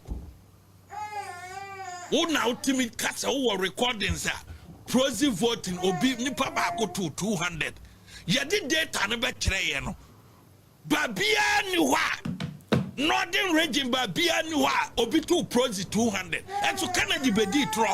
And so obi to proxy 200. Our Northern region, one. And so ye did data na ba ye no. Nina ni ma ye dey aguase. That be have the record who go one man say ade. Ade. Na polling station ni wo kan sem no say. Ai. Kaso na wo pekasa wo dwa nu dodo na ne buafu mo manya fe mo obi nkana sem wo ni ma fa na say wo di bi ye Bawumia nso obi ani Bawumia video a ne buafu Bawumia kọ so far Bawumia ye around 220 something close to 230 constituencies. Ye new video ba akokora Bawumia any delegates ekun. Please, you are tired. Right. Anyway, asem obi koka se janum dwa no. Ai, na obi akana sam na dey yabako yade memma beba na muni adan muni aban mu we will face you. Face you be face and say and this if aka kiro say D-Day on beboa. Because the last cabinet session, no, and this for a meeting, political session, after the Mahama team, no, one of take decisions, one on best support. And this cabinet meeting, chair by President Mahama, not so much take decisions on best support to Kennedy and Japan. Yenim the Ombenya Frumu. Yenim the Ombenya Frumu. enu ntira omutu ya okano ube fesi why me say ube dame ya usasi ye ni aban mu wo dia wo aban mu because wo na aban crofo dibi na D-Day no be ready yeah mimi ho e po amabo e na D-Day ye bebo Abronye tuo e D-Day ye be ye say ye be kwa akoye basabasa e wo adanse asokwa ye be ye basabasa e wo bantoma constituency sia wo Kennedy wo ne nkrofo apra ne nyina ne yanim na D-Day no so e be fo no be ready say the best sorry be an ye de be ba wo doorstep wo no ma no e de se mo wura nsu ase.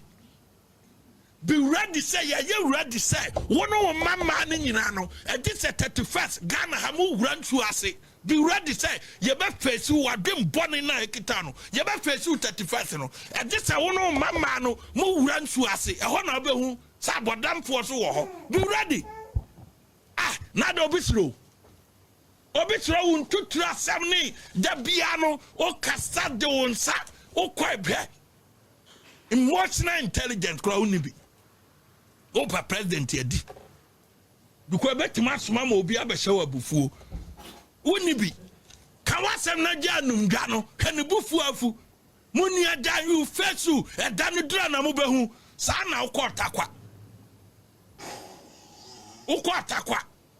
ko dwa wanum na to wabawie ya abekotakwa se se de constituency bia da obeto wabawie obekọ woni wankasa wonye serious and NPP party na me brem wo mo se ne edi kan kora no ye ma wa kwanya se kopeke form se wo pe president edi NPP party na me brem wo mo na political party ye serious ne edi kan kora no eni kwan se Kennedy kora ye qualify no vetting no aba be presidential candidate. That is a fact. Political party ye serious no eni kwan se qualify no vetting po no aben ho unam traba politics ya din tokwa beba enyama basa and onam no keka because we dey open tokwa no nkyere say wo akukuduro ye obi o akukuduro na wo ne pen tokwa because of say wo adwin wo from to who the difference no fantokwa no bra na DJ no so tokwa so be siawo wo say wo dia wo dan tokwa de na so obi dia ye ne makofuo obi dia ye ne makofuo oti no watwi producer ya boba bi kakra na o say wa hwe video bi no ho kakra na stop me wo video bi ma bo ho no nko a o say wa hwe video bi e wo social media na presidential candidate bi say aboa onidua no onyame ne pepa no bosi wa na kofa UTV de no ebra bosi wa o se abo anidua no wa hwe video bi na candidate bi nam se abo anidua nyame ne pra no ho on TV da ntine kokko apai bosi sa ayina na kofa UTV de no so beto so obi ananse okọ UTV Kennedy ma obi atiase se ono de on hwe social media enra kumase afedie o see video bi a ono ahwe we inconsistent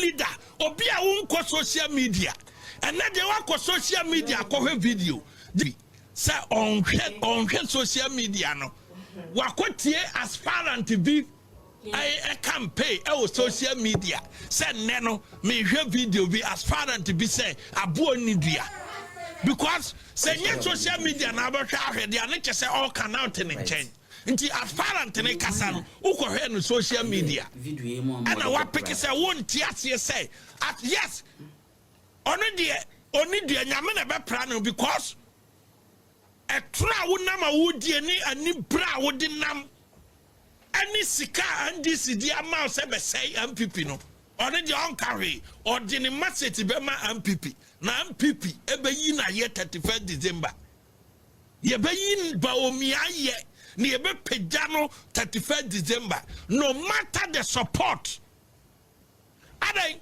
2010 ye ko presidential primaries yo ye nim enipa na NDC party ni support no 2010 MPP presidential primaries yenim enipa na NDC party no mo support no mo wa ban mu ni enim 2014 MPP presidential primaries yenim enipa na NDC wa ban mu no mo support no enso MPP for ye gina ye nanso eto aba NDC na NDC support na Nado Danko Akufo-Addo 2010 presidential primaries omo wakitiano Nanado won 2014 NDC wakitia Nanado he won and to say what green say NDC eta wachintu ye be mama and amuni tuo sansem when as far and to be I can be 2010 as far and to be I can be 2014 oh ya tiabre MPP ye be gina ye naso said ye gina ye naso 2010 eto abama Nanado said the 2014 ye gina naso to abama Nanado wini 2020 31st January botumi we yamu ye be gina ye naso ato aba enti NDC pa wo momfa bema kam soldiers ni nyina medi wachi ye beto aba no amaba umia Canada Japan pa o ma president Mahama man Ghana nyina soldiers 31st December ye MPP for beto aba amaba umia me catch and pray say pa say president Mahama man sika wa maya tua ne ka controller tua ne ka aduma osisa MPP penso ni bre osisa contract nyina Canada Japan tina contractors ye wo Ghana bufu ye eyi aduma tia MPP 2024 yesu be ko ba bia na Canada agigi nnuma no suppliers omo wa ECD nyina o man support MPP 2024 because of Canada Japan mupa mon community of energy sia e ya sema da ho suppliers omo wa nyina say they will never support MPP because of Canada Japan because na ni brade most contractors ye wo Ghana ha MP Canada Japan sem because na ni brade Fertilizers Association Fertilizer Suppliers Association omo Ghana woman ya juma etia MPP because of Nantosi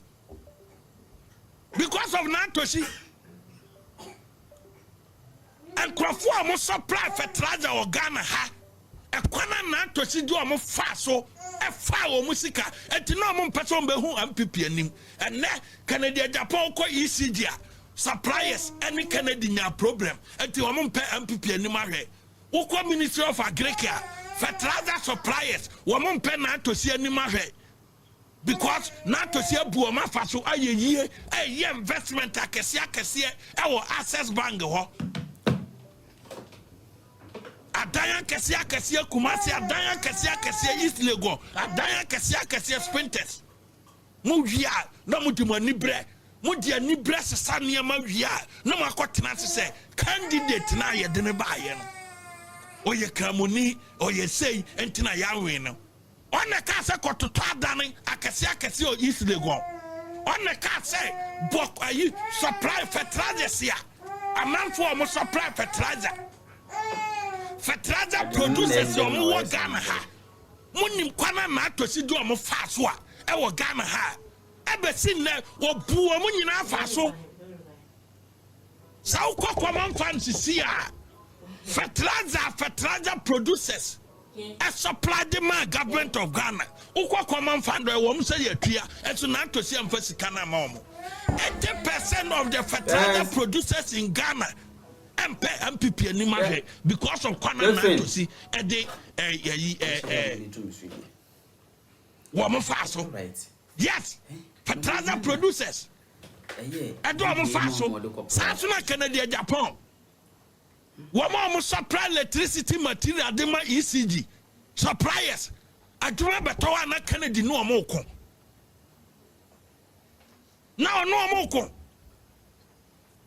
wo ba betena ho akase ena ye ton slot wo call ayi Ghana gas wo nkura na ton slot wo di slot no wo makoton 2000 Crawford ye fa o munyina party ni wana wo Canada Japan ma ye fa na aduma enipa 2000 Ghana gas open so ye fa omo party ni ho na ewom onka kire nipa ba ko pa a oye party ni akọ Ghana gas o mai fa no ento wo fa nipa 2000 NPP ni ba akokora nim enne wo kasa se wo no dwene party fo on wo free ase agi contract 2017 to 2024 enye elections a wo kwa wo ba kwa akosia delegates ayi sikama wa had that trend to say party for full soldiers and a disika and a year dumama and people ba power and to me disika kwaso omunyi nto aduane da ani brafo hene te sell ani brafo hene ani brafo hene Canada Japan te sell.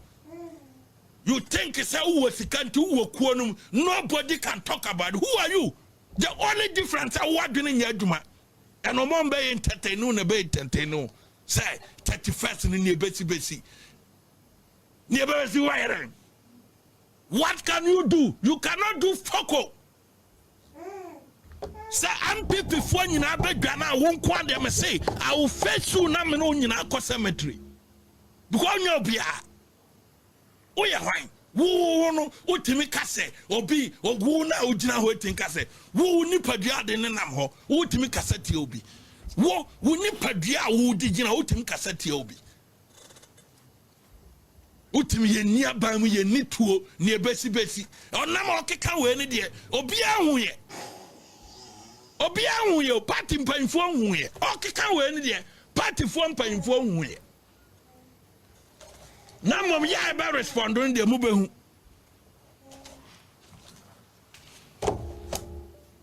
ebehu kwana de binum befa so ye fancy ya ne na ya hwefo ne atiefo ase nyame ya doma eda fie da me de another oil losses